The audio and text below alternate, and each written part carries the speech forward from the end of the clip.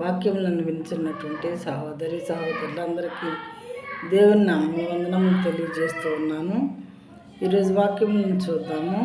యెషయా గ్రంథం 13వ అధ్యాయము 11వ వచనము. Isaiah chapter 39:11. I will punish the world for its evil. I will punish the world for its evil and the wicked for their iniquity. I will put an end to the pomp of the arrogant and lay low the pompous pride of the ruthless. లోకుల చెడుతనమును బట్టి దుష్టుల దోషమును బట్టి నేను వారిని శిక్షింపబోచున్నాను. అహంకారుల అతిశయమును మాన్పించేదను, బలాత్కారుల గర్వమును అణిచివేసేదను.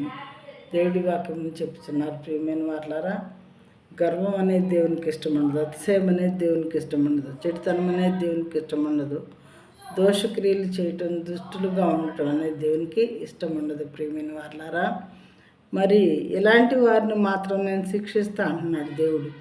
ప్రపంచంలో ఉండేటటువంటి I will punish the world, ఒక లోకం, ఒక రకం, ఒక రాష్ట్రం, ఒక ప్రదేశం కాదు.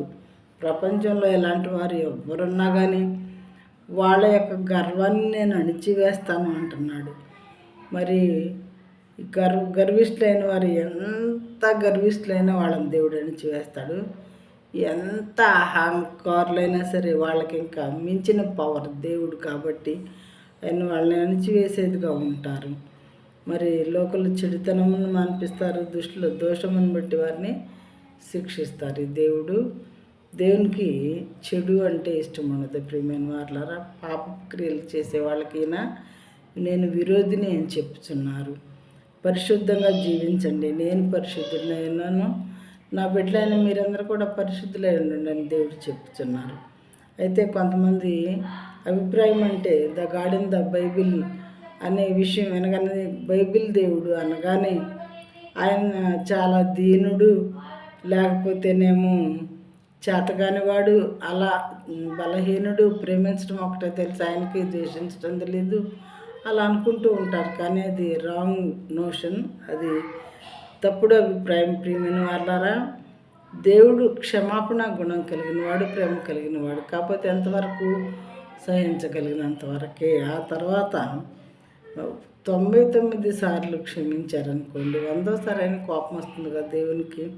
అంత సహనం చూపించి ఇక సహనం చూపించడానికి లేనప్పుడు ఖచ్చితంగా మనల్ని పనిష్ చేసేవారుగా ఉంటారు. కాబట్టి దేవుని ముందు బహు జాగ్రత్తగా మన ప్రవర్తన సరి చేసుకొని జీవించాలి.